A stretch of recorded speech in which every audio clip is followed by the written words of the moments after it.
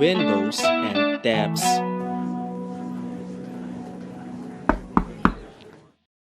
Net als alle andere browsers kunt u in Chrome nieuwe vensters openen om verschillende pagina's te bekijken. Daarnaast kunt u meerdere websites openen in hetzelfde venster met behulp van tabs. Tabs zijn meestal handiger dan het openen van meerdere vensters tegelijk. Klik op het Chrome-menu in de rechterbovenhoek van de browser.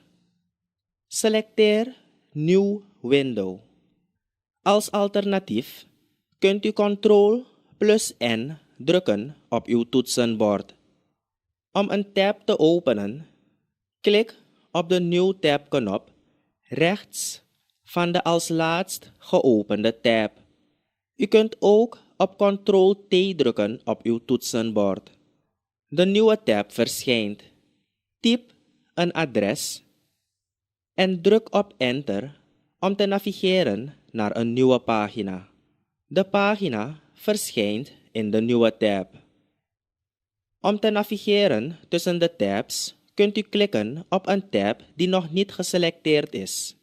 U kunt ook gebruik maken van de shortcut Ctrl+Tab. Wanneer u een nieuwe tab opent, zal de New Tab pagina verschijnen. Deze pagina bevat shortcuts naar uw meest bezochte sites, geïnstalleerde apps en onlangs gesloten tabs.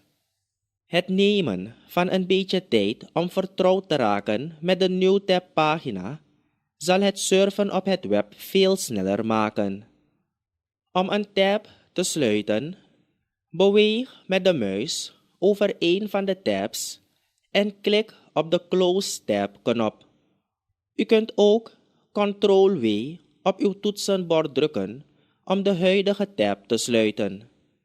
Tabs kunnen het ook gemakkelijker maken om het web te surfen.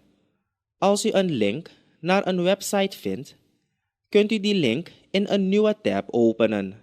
Dit stelt u in staat om de pagina te openen zonder de oorspronkelijke pagina te verliezen. Klik met de rechterknop van de muis op de link die u wilt openen. Selecteer Open Link in New Tab uit het drop-down-menu. Als alternatief kunt u met de muis over de link bewegen en op de scrollwiel op de muis klikken. De website wordt geopend in een nieuwe tab. Klik op de tab om de website te bekijken.